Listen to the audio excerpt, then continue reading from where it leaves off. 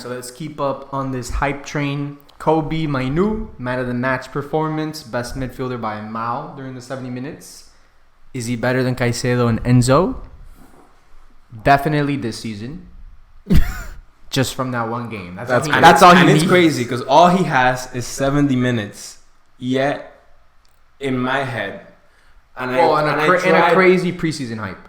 Crazy preseason hype. Correct. He put in a good shift against Arsenal, I remember, and then everybody was disappointed that he got hurt against Madrid. But in my head, the fact, and I try to set my bias aside. Huh? Did he get injured against us? No, it was like the first couple minutes against Madrid.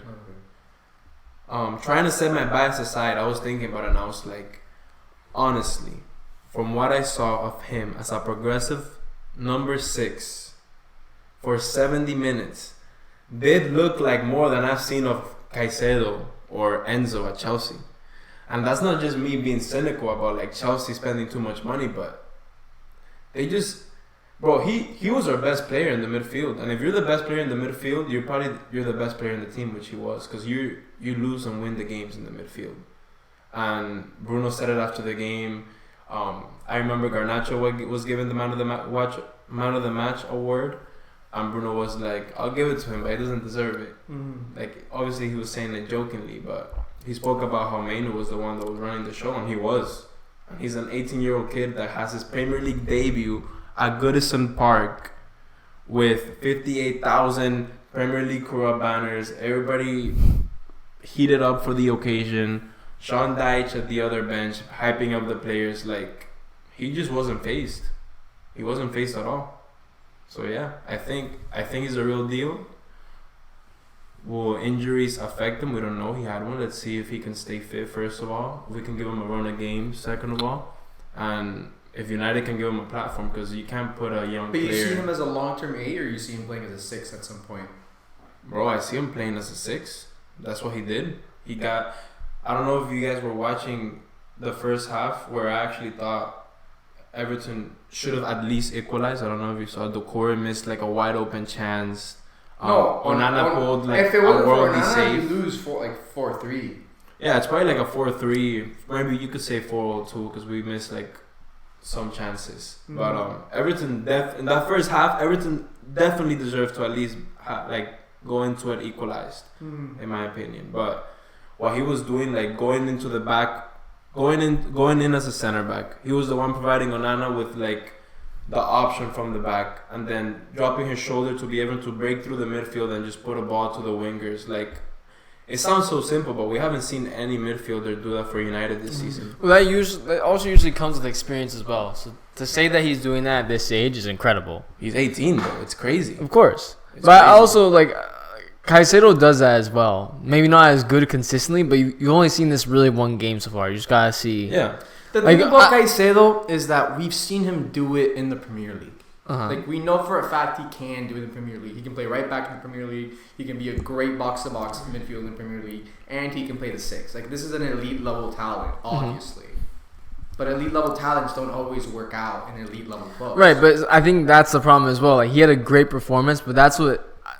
It really sucks to say, but as struggling clubs right now, which we both are, it's hard to hype up those players because they might not do well the other game. Then everybody goes, now the hype is on him, and now it will just shift if he has a bad game. But mind the gap. CAICEDO, mind the gap. What's the gap? The 8-point gap. Okay, statistically. Mind the gap. Look, not statistically. Look, no, Gio. Factually. No. We'll see in 2 weeks really what the gap is. We'll see in 2 weeks. We can say everything you want. We can say... No, I'm sorry, we're playing each other. Oh, true. I would say we will see in 2 weeks because we have 2 incredibly hard away games. But before talking about that, just talking about Chelsea and Man United. Mm-hmm. Right now, 2 struggling teams, but one is finding a way to win games. Another one is struggling to score goals. Yeah, everybody was hyped up against the City game where it was 4-4, but all of a sudden you lose 4-1 and you've conceded 8 goals in 2 games, which is but we'll get crazy. To this. We'll get to this 4-1. We'll get to this 4-1. But if we're also going to be talking about Chelsea versus United and you guys being on top, if you're looking at like what team is really struggling more, you guys have conceded more goals and scored less. You just got to a 0 goal differential. Correct. And It's not like Chelsea can't create. Like it's not like they're like I think they've played better than you this whole season. But both you can They create as well. Great, but they're top 5 in expected goals or chances created or both. I don't know.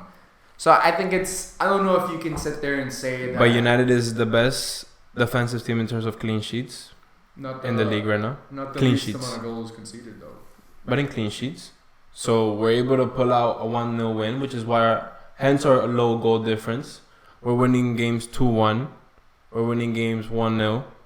That's what we have a low. And then we're losing you games. have a 0 goal difference. Yeah, we're losing because when we do lose games, the thing that's keeping United higher in the league right now is that we're not drawing games. So yeah, you have 0 draws. You're 8-0-5. Yeah. So and Arsenal have won 9 games. So our points and they're top of the league. So what I'm trying to say is, although we haven't been playing great, we've still been able to dig deep and get wins. Have they been pretty? No. Did I expect to see progression from last year? Yes, but I think that injuries have hindered that right now in the season. And last season was an achievement for sure. by a mile. Mm-hmm. I mean, he had a Weghorst. Yeah. No. But realistically, where we can both relate is that we can create chances, but we just can't. We can't score goals. No. If you saw the Everton game, like you guys. United doesn't even create many but chances. when they have a good game, they do create a lot of chances. Like they play very good soccer. But they also, I feel like United concede more chances than you guys as well. Wow, you gotta pull up the stats for that. I don't know. It's that United is on a game by game basis. Like are a game. Yeah, because. We have same with us. And it was the same as last season. Last season we kept the most clean sheets, and I remember arguing with Danny, like, bro, over the 38 game season, we were the best defensive team because we kept the most clean sheets. And then he rightly said, yeah, you lost 7-0, you lost 4-0, you lost 6-3, okay, but we still. Those clean sheets allowed us to get those 1-0 wins. Yeah, but 2-0 wins. I'd rather concede the least amount of goals and have the most clean sheets. That's true. No, 100%. Because a clean sheet doesn't even mean you won. But if you have like a higher goal difference means you most likely won the majority of your games. 100%. But you can have 38 clean sheets and go undefeated and have 38 points. No, 100%. But the clean sheets are the reason we have the points. But that's what I was saying. That's just the only reason I didn't think the most clean sheets meant the best defense in the league. It's fair. Yeah. But then if we're also going to talk about, if we're still going to stay on this topic of Chelsea and United, the other thing that the only reason I edge Chelsea above you guys, even though you're both shit right now, is that Chelsea has an obvious style. Like you can look at Chelsea and I feel like every game, there's like a similar, like every game there's like they're trying to do the same things. Like they're trying to play on the counter, they're pressing really hard. Like there's an obvious play style that I think when I look at United, like I don't understand yet. Well, and I feel like most United fans don't really like. I feel like that's been one of Ten Hag's biggest biggest criticism is that like he hasn't implemented a style yet. Like it doesn't look like anything yet. I do think that was hindered by injuries though, because you could see the plan. Not that it was working the first game, because against Wolves it was very luckily we didn't concede, but you could tell what he wanted to do was like a 3/4 press up the pitch, and then the problem was that the defense was leaving too much of a gap between the midfield. So there was I remember it was Casemiro running between like 20 yards of space against 3 midfielders, which was crazy. But that's clearly what he implemented from the beginning.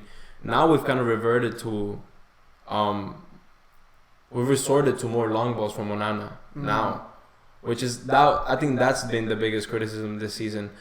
You've wasted 55 million of the summer budget, which was already limited, into bringing in a ball-playing goalie, and you're not playing. You're not doing ball-playing football. Yeah, like if you're gonna be a ball-playing team, you're gonna live by it or you're gonna die by it. Exactly. Like look at like Arteta was like, all right, Ramsdale's gonna play against Brentford. You're gonna try to do what we've been making Raya do. Yeah, and, I mean he was forced to do that as well, though. No, I'm saying like when you say you're gonna play a certain way. Yeah. Like you go and do it. Yeah. Like Tottenham. even when they're down. That's just silly. No. That guy's another level Like clear style though. of stupidity. This guy put 2 fullbacks as center back. How are you still trying to play that way? These people have no No, that's stupid. That's Look, stupid. it's That's stupid another- but entertaining. Very entertaining. I mean, yeah, entertaining. You can entertain your crowd from 5th place after your greatest start to the league. Entertaining as fuck. 16 Very years true. without a trophy. It's super entertaining. It's entertaining for the non-fans, us. Yeah. The fans. Oh no, that's my friends that are Arsenal fans, after they're like, I respect Tottenham so much. Like it was so fun to watch. Like that shit was amazing. Bro, imagine if So all much- soccer was like so that. much Oh passion, fuck. blah blah blah. And then I was like, no, it was stupid. And they're like, you're like, bro, this guy. No, but if you've noticed, the funny thing is, if you've noticed, that was only the narrative for the first game. All of a sudden, they've lost 3 on the bounce, and you don't really hear that. No, but we. No. Yeah, You they're don't out of hear the that no limelight more. already. Yeah. You don't hear that. You don't hear the partying out of like, no, Ange is a great character, whatever the fuck. Mate, mate, Ange Pasta, no clue. All right, let's move forward. Hey guys, thank you so much for watching our video. If you liked it, please check out the rest of the content that we have on the channel. Follow us on our socials. Thank you so much. Remember to like, comment, share, and subscribe. Goodbye.